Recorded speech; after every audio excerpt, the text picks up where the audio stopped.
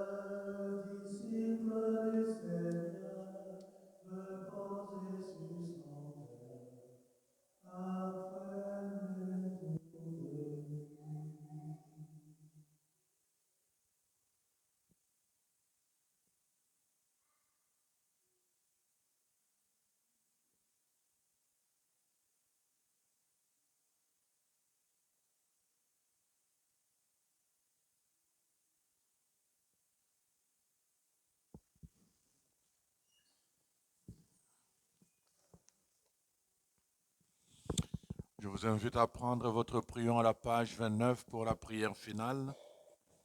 À la page 29, nous allons dire ensemble la prière finale.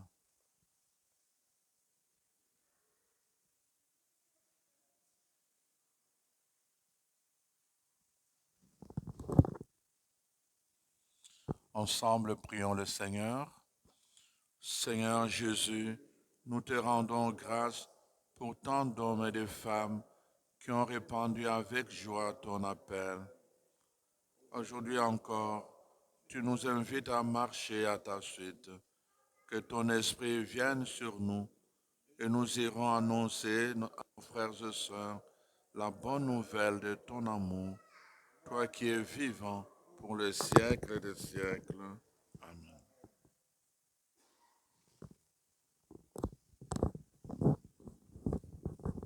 Alors, un grand merci à Abbé François pour la présidence de cette Eucharistie. Merci à Fernandez pour l'animation. Merci aux filles d'Isabelle pour les lectures. Merci à Jacques qui est en train de filmer. Et merci à Joanne qui tient le fort à l'arrière. Merci beaucoup.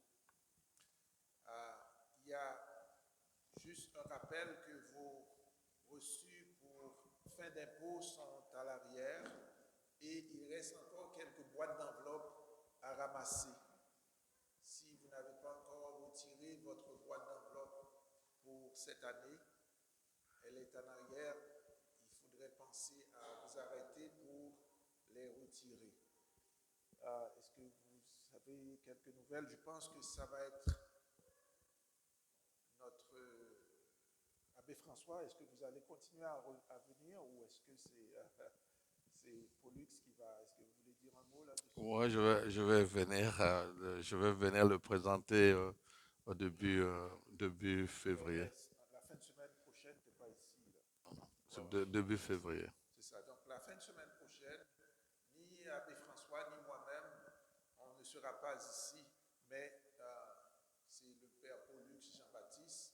Il est nouveau, c'est lui qui va être là pour les 3 messes, samedi à 17h et les 2 messes du dimanche. Donc ça va être son baptême de feu à notre paroisse.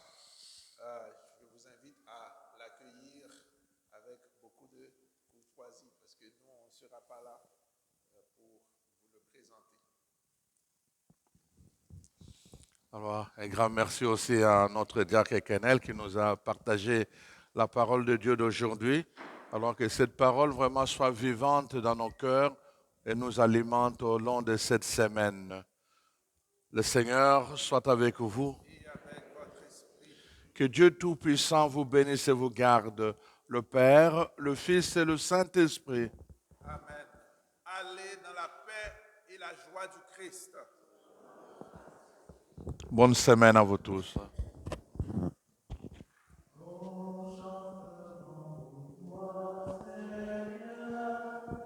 Tu nous as fait revivre,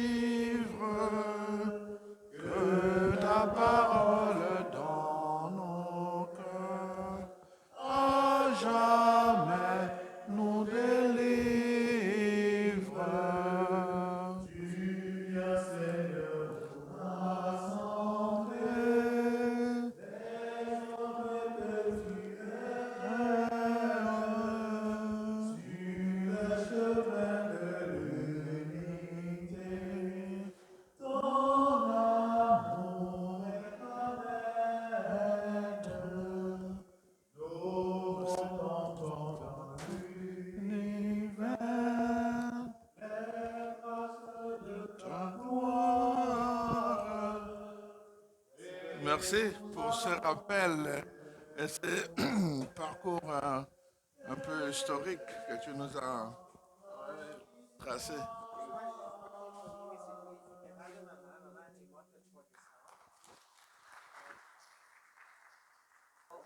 était supposé la faire le 3 février, mais la secrétaire a appelé pour dire qu'il y avait déjà quelques autres qui ont fait le 3. Ouais, il y a les funérailles ici le 3 février. C'est ça. Si on l'a remis pour le 10.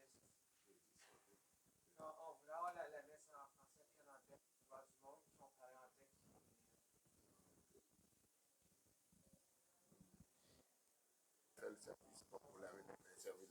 Ah, c'est à ce moment-là. Le mur est froid. Ah, ok, d'accord. Ok. Mais c'est ça qui s'exprime très bien. Peut-être qu'on peut avoir quelqu'un qui peut le traduire. Qu'est-ce que vous le disiez en français? Peut-être quelqu'un peut. Ça peut mieux être un prêtre, mais si vous pouvez le traduire, qu'est-ce que vous disiez? Ok, ok. Je